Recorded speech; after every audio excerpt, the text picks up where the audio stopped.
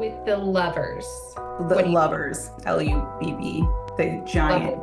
I had never heard of the lovers before, but when it was revealed, hello everyone, and welcome back to my channel. If I'm a new face to you, my name is Lauren, and today I am joined by author Lori Thorn for Booked for a Chat. Hey, I'm Lori. I'm so glad to be here. Thanks, Lauren. So, do you want to give us a brief overview of your book, Enchanting Elixirs? Absolutely. So, Enchanting Elixirs, boom, right here. It So is, cool to see an actual one of it. yeah. The cover looks so pretty to me. It's my favorite cover. It's about Cordelia Covington and her family. They are innates, which in the book, that's people who have magic, but the magic is pretty restricted. So she is a potioneer. She's specifically a love potioneer. And you might think, well, I see where this is going, but you might not, because she doesn't believe in real love at all, because she bottles it and sells it. So she's kind of a grumpy. Then people in the town start disappearing, and her shop ends up kind of being in the midst of things. And she meets the Sunshine Detective, who she can't stand. It is an absolutely adorable book. In my book review, I call it a cozy romance with magical realism and mystery. So, like all of the genres that I love. Is I that love that. accurate? I think so. And it's really, it sounds like a mouthful, but it was so hard for me to find words to market it to. Like, I really relied heavily on my launch team. I was like, what would you say? You were trying to get your friends to read this. What would you call it? How is it related to things? Because I think that's a good one too. And they came up with two: Nancy Drew for adults, which I Okay. think plays into the cozy Yeah. And then the mystery. romance. Yes. And then Buffy meets Charmed, but without vampires. Okay. I can see that one a little bit. It's got a little bit of everything. It was very fun to write. It was fun to read. Thank So you. I hope that was like the goal. It was awesome to read. It was a vibe. So highest regards. It was a vibe. What is your go-to order in a coffee shop? This is so boring. Tell me. I I want to know. latte, not flavored, just latte. I tend to do this even in restaurants too. So like if I go to a new place, part of the reasoning is that I want the standard because then I can use it as a basis to judge. Yes. If it's like good or if they just rely on all the flavors and everything. Yeah, that makes So once I get to know a place, then I'll get more experimental and like give me the pumpkin spice or whatever special that they're running. But like, especially if it's new, I'm just getting the standard basic so that I have like, I can level it out. I love that. And then once you've like known a coffee shop, what do you get? Usually whatever is on special because I like coffee just in general. And so Mhm. if they have a flavor of the month or a flavor that they're doing right now, I kind of want to see what it is because they obviously think that's good. That's why they're touting it right now. So I want to get down on that. That's fun. Do you have any coffee with you today, or are you like just flying solo water? There we Just go. regular. Oh, and I love your mug. It's so cute. Just Thank regular you. coffee. I got it done recently. One of my friends, she does pottery, and so it is my cat. Yeah, That's amazing. I know. And there's like little birds flying around him because he likes to bird watch. Perfect. Me too. Yes. Yeah. So, and by the way, I love that you included a cat in your book. So, You top know, tier, obviously. I just met a cat last night named Wednesday. It was all black. And it was, if anyone knows Waltito the Dorito, which is like an internet famous cat, and he's shaped like a triangle, is very fluffy. So he looks like a triangle. This cat looked exactly like that. It was a triangular fluff cat, and it was all black. And I wanted to be friends with it really bad, but it did not care about me at all. So it definitely was Wednesday in cat form. Yes. I love that. That's adorable. If you could bottle up any feeling into a potion, what would it be and what would you name it? It's that feeling that you get when you're legitimately so excited about something. I mean, it almost feels like your body is buzzing. with energy, and it's this positive, looking forward to the future, no anxiety, just like really pure, buzzy energy. And I think I would have to call it like, I'm going back and forth in my mind. It's something with effervescence, like the effervescence of joy, or Mhm. like would bubbles be better? Because it's definitely carbonated, the feeling. Yes. That's so relatable too. Like I feel like all of us have had that feeling at some point. So Wouldn't you want to have it just on hand? Because it's not something you get all the time. You know, it's that you only get it a special, few times a year. Yeah. right? Yeah. So if you were just having a real bad day, you could uncork your effervescent joy and just feel a little great for a minute. Have some ideas going. Like, yeah. What is your go-to cozy reading or writing setup? Do you have candles, snacks, a nice magical little playlist, anything like that? If I want to be very productive, I can't have sound. So I don't have a playlist, even though I long for that. Like I wish that I could, and it's too distracting. I usually have two beverages. So a warm beverage and some sort of water drink. Um, Beverage goblin. Yep. yes. The peak of being spoiled is having all of the beverages at once. And it's got to be pretty quiet. I have three kids, so having the quiet time is golden. I do move around. I'll either be here, this is where a lot of the magic happens, but I also have a little like chair with a blanket on upstairs, and it has like a little table right next to it, and I put all of my goblin beverages on the table, and then I'll type in the chair with a blanket over. That's really nice too. Love that. That is absolutely cozy. And I will say beverage goblin is the coziest too. So don't worry. Do you want to tell us a little bit about yourself, how you got into writing, anything like that? The how I got into writing tale starts with a book that I don't talk about anymore, a book series. It's called My Boring Werewolf Family. It's a children's series, so it's not romance. If you're into romance, don't read it. You're not going to like it. It's for kids. Children. Um, Yeah. I knew that I wanted to write. I've always loved writing, and I never really tried to write a book. You know, I was doing other things. I was being a big boss corporate lady for a long time there, which I enjoyed. You know, it wasn't bad or anything. But I got to a point where my kids were like second grade then, or maybe first, second grade, and they were just learning to read, especially Jobin, my middle one. And he really didn't have things that he wanted to read. And I was like, I wonder if this is my cue. Like maybe I can write something that he would like to read. And so I made them like introductory chapter books. And they're about this werewolf family who is a totally normal family. They just fit into society. Nobody knows. It's like their family secret. They can control it by, you know, staying out of the moonlight. Like just very easy to control, right? But they can't tell anyone. So it's kind of their adventures. It was very fun to write. When I look back on it now, I'm like, wow, I need to edit this a lot. Are they like published and out in the world? They are available on Amazon right now, and they are on KU even. They don't get a lot of play because I don't talk about them. I'm not trying to get them a lot of play. But they are cute. And that was like my first little step in. And then I loved writing so much, and the whole process of writing, like having the ideas. And then for me, the act of writing itself develops the story. Like it takes it in places that you don't know is going to go. And that is a very cool, like it's like hiking and going on a trail you're not familiar with. You just don't know where you're going to go. It's an adventure. And I love that feeling. And so I was like, okay, well, I love writing. I don't really think I want to write in this book series anymore, but I've been a big romance reader, and I wonder if I could write a romance.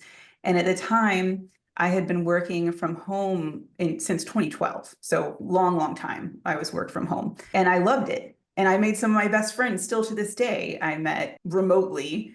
And so I wrote Remotely Love, which was my first romance, and it's a workplace romance that takes place with telecommuters. And it's just been a ride since then. I've done Oh, Locally Love, which is the follow-up to that, Crescendo, Petals and Punches, which is my sports romance, and now Enchanting Elixirs. And I'm writing two currently. One is actually the follow-up to Enchanting Elixirs. It's yeah, I know. It's occult accounts, and it's from Hestia's point of view. Hestia, I know. I'm so excited. Hestia is the niece of the main character I mentioned before, Cordelia.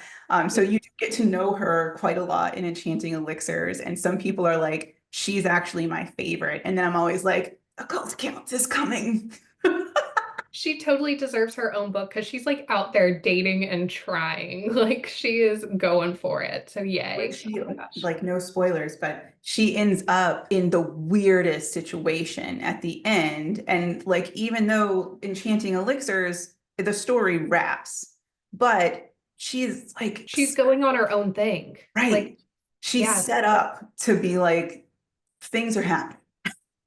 Did you know that you were going to write Hestia's book after you finished Enchanting Elixirs? Or when you finished it, you were like, the end, we're done, and then you had the feeling? So I didn't know upfront, but as I was writing those last few chapters in Enchanting Elixirs, I was like, I can set this up because I didn't feel like I was done, especially with Hestia. Oh, hello. Clover is here. Oh boy. Oh, your cat's there.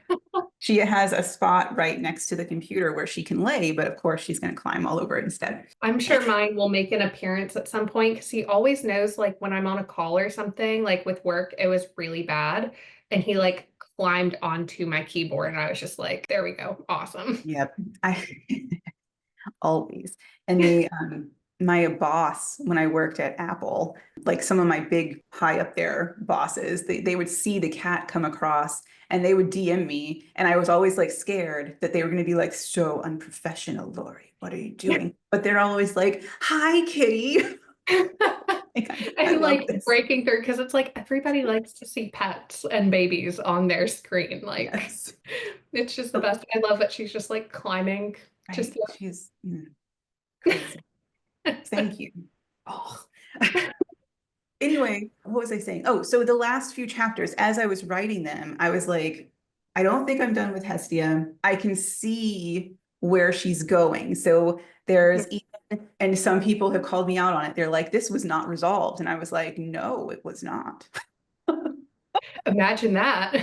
That was on purpose, friends. But there are little things that's not going to bother people really. Just that you're left kind of wondering, like, what was that thing? And then you're going to learn in the next book. Good. Oh my gosh, I'm so excited. That was one of my questions at the end. So, yay. So you mentioned you had been in the corporate setting for a long time. Was that transition to becoming a writer really easy? Was it, because I mean, I'm assuming you are a writer full time or you do something else now, or are you still in the corporate world? Most of my writing career was done at the same time. So like I said, I worked remotely. And when you do that, you have a lot of control over your time. And don't get me wrong, it was a full-time job and like I was writing as much as I could, but you have these weird 10-minute gaps between meetings and things. And I would just like bang out a couple hundred words waiting for meetings to start. I was super efficient. But I moved to a different remote company when I left Apple, and that company was bad. And they did layoffs a lot, and they did end up laying me off after a couple of years.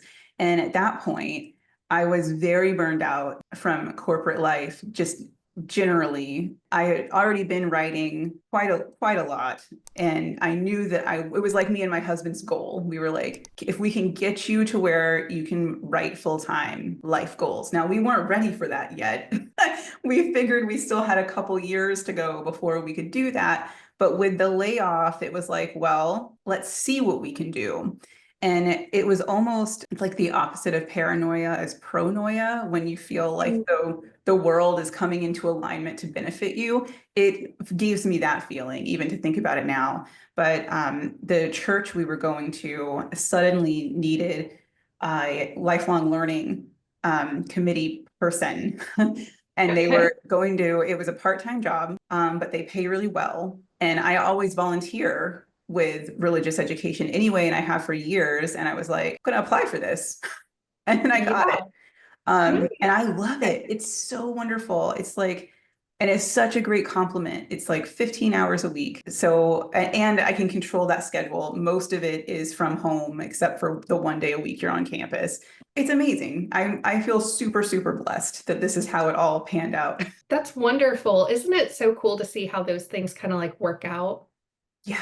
I mean, it's unbelievable, honestly. It does give you kind of like spooky. I mean, I can even take it a step further. We're moving to North Carolina in a couple of months. That is so cool. I'm so excited for you to move to North Carolina. We're going to have to get coffee sometime. Yes, yes. I mean, I'm sad about leaving some of my best friends, but the only other thing I was really sad about when we were talking about should we move is my job at the church because I love it. It's really like, wow, I wouldn't want to give that up ever. I would stay there until they eliminated my position or made me retire or something. Yeah. So good. The church is hiring the same position and just hired me for it. Congratulations. I will get preachy for a second, but that is God working, I swear. Oh my gosh. It's crazy. My husband was like, "Are you the main character? What is going on?" I love that. That is so cool. Yeah, That's just like now I'm like sweating. Like that's just so cool. it's crazy. And I mean, we're like, our church is very small. These positions do not just come open. It's Yeah. wild. Like Yeah. the chances of this minuscule. And they were hiring for the position to start like as soon as we got there. I mean, it was just insanity. That is so awesome. Congratulations. So I'm assuming it'll be like after the school year and everything. So The day after. wow, you were brave. My goodness. Yeah. So the transition was pretty decent overall, like just things lining up, everything like that. Yeah, it came together as if like a magic wand had been waved over us. And it has been really cool. Now, I will say like I'm a really organized, scheduled sort of person. And so like sometimes I have to remind myself that I have flexibility. Like if I have a different schedule to the day, I'm like, when will I write? God. And then I have to be like, Lori, girl, you're not on deadlines. Like, just calm down. It's okay. You're gonna get it. You can be flexible. You work for yourself, essentially. You're Right. good. What sparked the idea for Enchanting Elixirs? Was it the characters, the cozy setting, or the concept of love potions that came to you first? It was the potions. I knew that I wanted to, so like my husband and I have a book club. It's just me and him. And we take turns reading romantasy, fantasy, which is what I submit to the book Yeah. club, and like just pure like high fantasy. And so I love reading these things. Now, I don't know if I'm capable of writing such interwoven stories. I am in awe of that. I was like, it would be so much fun to write something that wasn't completely real world. And so I immediately went to like potioneering and kind of like like a small magic system. I wanted it to be small because it's my first step into here and I needed it to be controllable so that it wouldn't run off the rails. So I was like, okay, well, if I was making love potions, how would I feel about real life? And Cordelia just kind of came to be. And I knew that there needed to be like dissonance, and so that was easy to kind of visualize Carlos, which is our detective working the case for the missing persons. I knew exactly how he looked. I knew exactly how he dressed, which is a big deal in the story. Yeah, it is. It's adorable. I, I just love him so much. But I had to kind of work, especially on, it's hard to know how to say it without like spoiling people, how the paranormal part happened. I have studied that quite a lot. I have well, I almost had a minor in like religious studies, and I have like we took classes. Literature and the occult was my lit class in college. So I have like some baseline familiarity with that kind of world. And I was like, but nothing fits perfect. And so I knew that there needed to be a connection with the missing people, but I didn't know how they were going to defeat either. So it took some weaving, and I did a lot of research about like occult creatures and different cultures and stuff. And it was a lot of fun. I will say one of the highlights, like I listen to a lot of paranormal podcasts. Like I love cryptids so Yes. much. Like personally, I love cryptids. And so when you mentioned puckwudgies, I think I literally screamed out loud and I was like, this is what I've been looking for.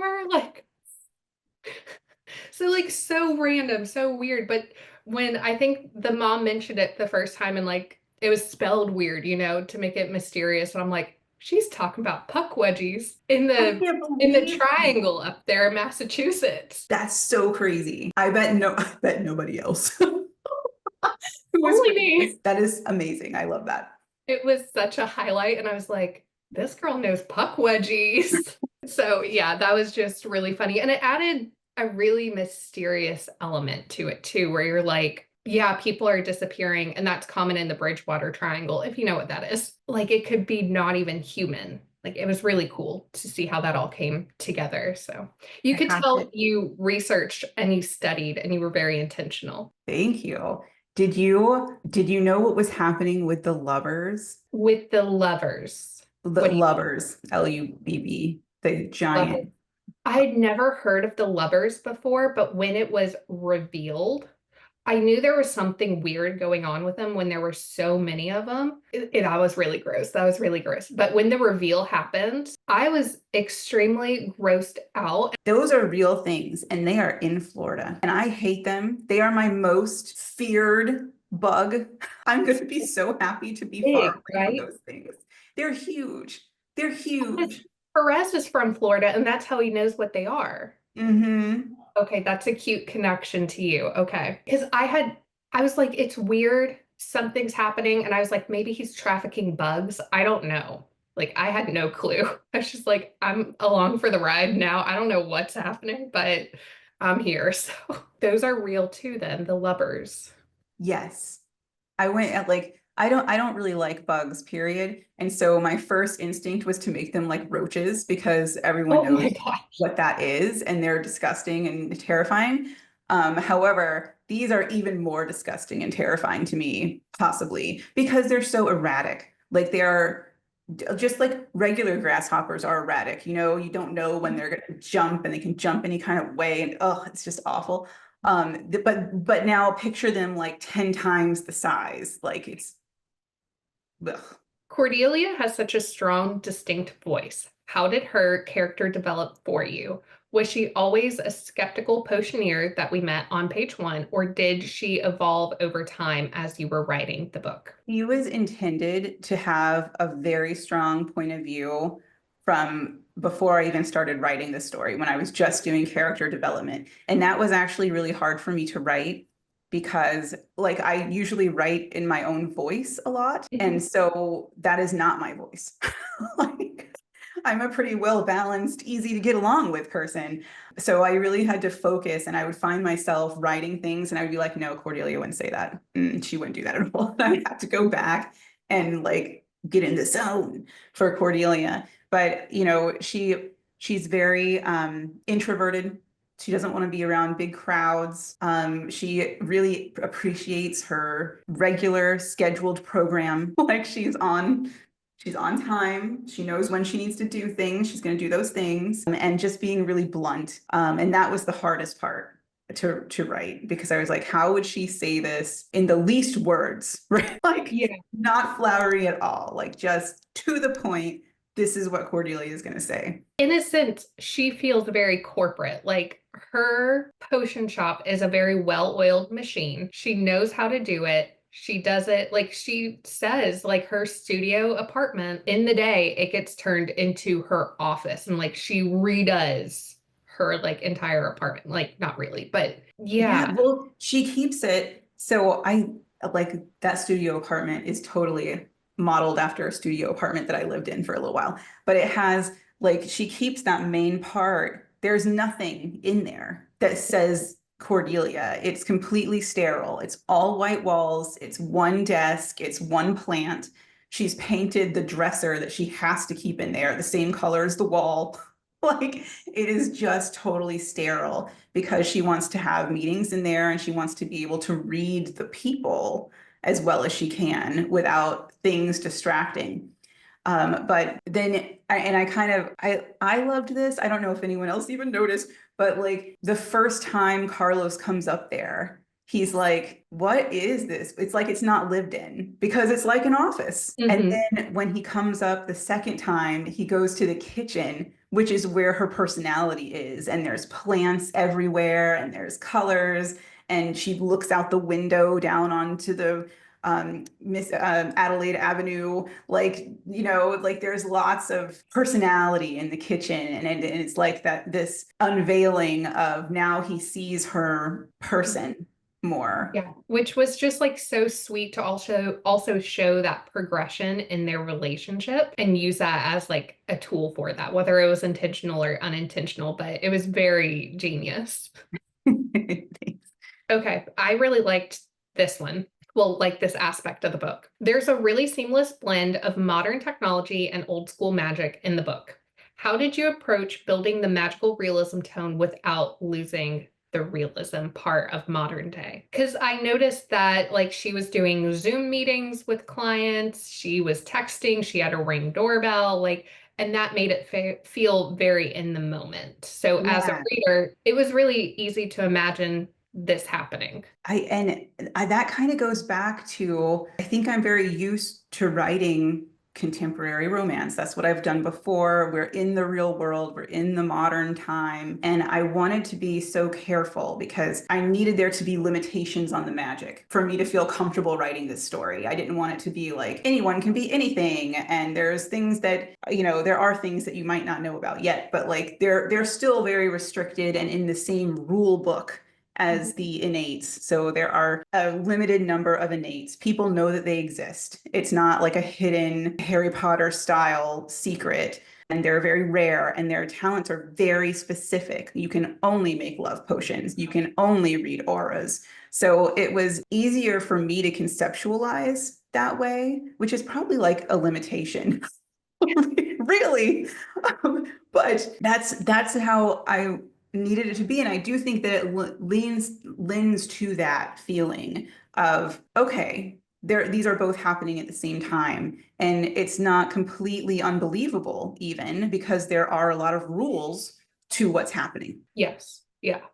Because like a lot of humans only have like one, like they're either really creative or this or that, and it's like, but you're not creative in like seven different things. Like you are not the mastermind like taking over the art scene, you know what I mean? Like usually you have one or two talents that you nurture, so it makes a lot of sense. So I love the idea of like, well, if back in the 1900s they had this technology and had smartphones, they would use it so much better. And you're like, no, they're just humans too. They would be just as addicted. Like nothing would change. So Human I nature. love that. Hestia and Cordelia have such a strong, endearing relationship, even though they are aunt and niece. They kind of feel more like sisters. Was their dynamic inspired by anyone in your life or even parts of yourself? I knew that they were going to be like that sister relationship because they were raised by the same person. They really were raised more like sisters versus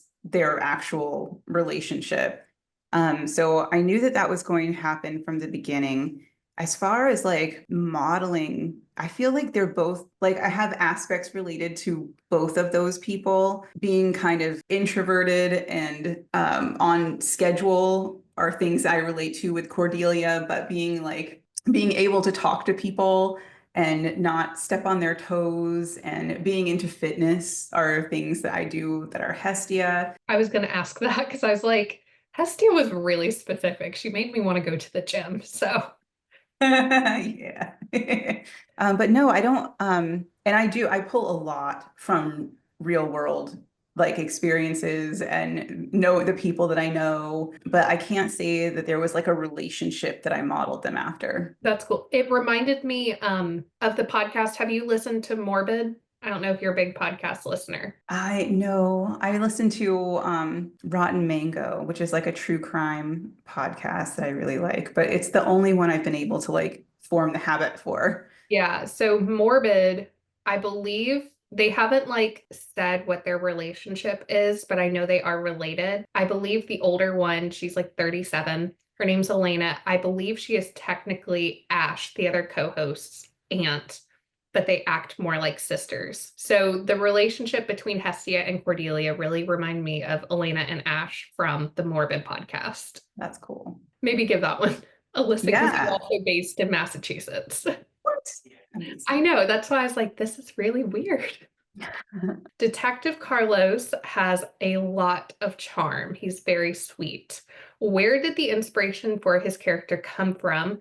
Was there a specific image or person that shaped him? And also, how did you shape aspects of his character, like his outfits and what he likes to eat and the rom-com movies? Like, is there anything that you want to share about him? Oh, I'm so sorry to say this, but basically all of my MMCs are after my husband. He is That's the so best. sweet. That is so pure. I love He it. is he is literally like, oh, he's the best person in the world, and I just happen to be married to him. It's like it's the coolest thing ever. Um, but like all of the sweetness and the silliness and the sunshineness, that's all Tim. That's all Tim. Now I did know like his body type. It was the first time I wrote Carlos's body type, and I was really excited about doing it because usually I'm a runner. I like that body type. So I like lean in to like slim, lean, but strong. But I wanted to write something different. And I knew there's a bodybuilder that I follow. What is his name? Steph, maybe. Anyway, he's like not a slim dude, right? He's very strong though, strapping. Even. And I was like, this Definition of is, strapping, yes. yeah, this is totally Carlos. He knows how to kick down a door or shoulder through a door and which one is appropriate to do when. Like, obviously, you have to know that as a detective, Yeah, right? the difference. Yeah, but like that's where his body type totally came from a TikTok bodybuilding influencer. And I knew that I knew it was going to be Puerto Rico because that was like I do character development before I start even planning out chapters. And so it just occurred to me like this is definitely where he's from. This is what his heritage is. And I'm close to that. I have a lot of Puerto Rican friends. Like I know a little bit about that culture. So I could represent it well, I think. Yeah. So that was nice. And then it was also in Florida, which was key to parts of the plot. And then I knew Cordelia would hate them. That was it. Because it had to be something visual that was grating to her, but that it was going to grow over time as like one of those things, like as you get to know someone, it's like, wow, this is awful right off the bat. Like you don't fit in here. I also purposely did not want him to fit in like the Connecticut scene, because he was new and because he was different. That was very intentional. But then I was like, okay, but what makes sense for his backstory? And that also Cordelia would just be like, are you freaking kidding me? What is this? And so it was perfect. But then as they kind of are forced to get to know each other, and she sees that it's not even just his clothes, but it's reflected in his office, in the precinct, and that, he's into growing things. It starts to make more sense. And then when his apartment is not as patterned as she thinks it is, she's actually upset. And she's like, it just doesn't seem like Carlos in here. But he also hasn't been there that long to pattern everything. Like, give him a break. So, what about the rom-com movies? Like the Oh, classic rom-coms? I wanted to have them share something Hmm. that further brought them together. And it was just something that occurred to me. I was like, you know what? He's someone that would be into rom-coms and she's not. And this can be an introduction to her. And then she actually realized it was also a part of softening her because she actually is going to like them. And then she's on this journey where she's questioning these long held beliefs that she's had that romantic love is not something that is real. And like it's just another chink in that maybe it could be real, Hmm. working her down. And And I think that worked so beautifully throughout the whole book because, like, you can watch each kind of like wall that she has built up around her kind of just like crumble. And it's not like Detective Perez being like really out there and like really going after her, but it's just like small, gentle things that he does, which does feel more like real world. Like, if you had somebody pursuing you that hard, you'd be like, no, thank you. But like the gentleness over time, it makes sense. What's something about Enchanting Elixirs that readers might not know? Like an Easter egg, we talked about the puck wedgies, deleted scenes, or any fun behind the scenes moments while you were writing the book, or any like major things that you thought would happen and you had to change last minute. Let's see if I can find it. Um, so in the end, and I alluded to this before, but it's in, I think, the very last chapter. I have mine on my Kindle or I would be searching. I'm sorry. Oh, what's that? Hestia pulls a stack of mail from her purse and flips through them. One looks like a holiday card. Who's that from? I can't imagine what the card is like. The envelope is already so rich and thick textured, cream-colored paper and gold trim around the edges. I don't know. She flips it over. There's no return address, only a name. Bancroft is in wisping calligraphy. That's a big deal. That's all you get to know about it in this whole book. For the next book, that's all we get to know. In Enchanting Elixirs, that's all you need to know. But that is a huge transition moment. Yay. Okay. That's wonderful. That's so exciting. Because I'm so excited for Hestia's like new chapter, like her going out on her own, like she developed the auras, which was like a huge part of the book, but that is so exciting. It's tough. I don't know. This is going to be a great book for Hestia, don't get me wrong, but the first few chapters, she's upset. I mean, she's really kind of depressed because of the whole how it ends up with Rose. Yeah. Like, can you imagine your mother like being gone, but then coming back, but then also the whole situation? Like, she just feels she's in her feelings a lot. I'm not saying it's accurate, but that's how she's feeling. Because Hestia is only like 26 or 28, right? Yeah. Okay, because I'm 26, so it's a weird, your 20s are apparently a really weird time. So poor Hestia, like I'm feeling you. Yeah. So, and then Cordelia is like in her early or mid 30s. She's not that old, right? No, they have, because Rose got pregnant as a teenager, their age gap is not that high. That's what I thought, but I wanted to reconfirm because I was like, it's not that crazy. Okay, and this last one is a bit silly. If Enchanting Elixirs had a signature drink or a scent in real life, what do you think it would be? Okay, so go to my YouTube channel for character cocktails. I do a character cocktail where my husband and I make a cocktail for each of my main characters. And it's so much fun. It is like the funnest thing that I think I've ever done. But we have done for Enchanting Elixirs. I don't think we're done with Enchanting Elixirs yet, it being the newest book, but we have done at least Cordelia's. Yeah, we don't have Carlos's yet. And I think we'll do one for Hestia as well. But Cordelia's is called a love potion. It's got pomegranate juice, and you put a piece of dry ice in it. So it like bubbles and smokes. So it looks like the cover. It, it totally does. It's I so love that. That's so fun. Do you know what you want Carlos's to be next? Do you have like flavor profiles? So I looked into his quite a lot, and I think it needs to be something floral and bright, but that's really all I've gotten to yet. I don't have an exact cocktail picked out, but his will be next so soon.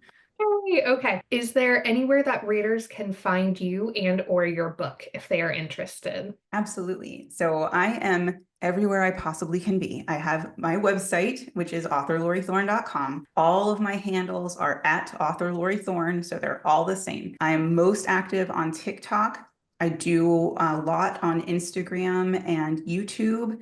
The TikTok and Instagram are very similar accounts. I usually cross post to those. So if you like one or the other, either one is fine. YouTube is different. I do a weekly author vlog that is long form.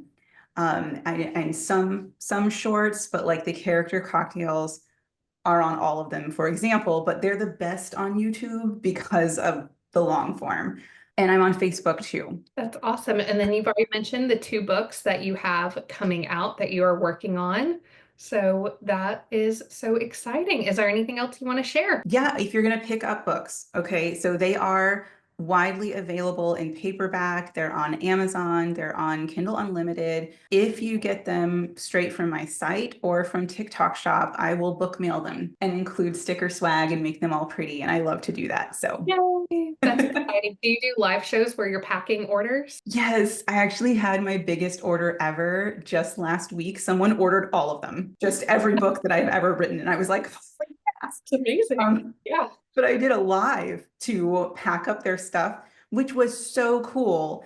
That it was my most successful live I've ever done. There were lots of people, they were asking about things. They were liking the wrapping because I do like a special wrap for the book and I was showing them how to do it. It was awesome. That's awesome. Do you have a schedule or is it just kind of come and go? Right now, it's come and go. I want to be better about incorporating it into a schedule, and I have tried to do that, but honestly, it has not turned out. So when I tried to be like, I'm going to do this 3 times a week on Monday, Wednesday, and Friday, people just weren't coming. So it didn't, I could be writing during that time. So Yeah. so I stopped my schedule, but I would love to try again. Maybe it just wasn't the right time. I don't know. Okay, so if anybody watching this wants to go watch your packing lives, maybe see their order packed live, just keep like turn on that notification on your profile Yeah. whenever you go live. That's wonderful. Well, thank you so much for joining us today. If you enjoyed watching this video, this Booked for a Chat author interview with Lori Thorn, consider giving the video a like and don't forget to subscribe, and I will see you next Friday. Bye.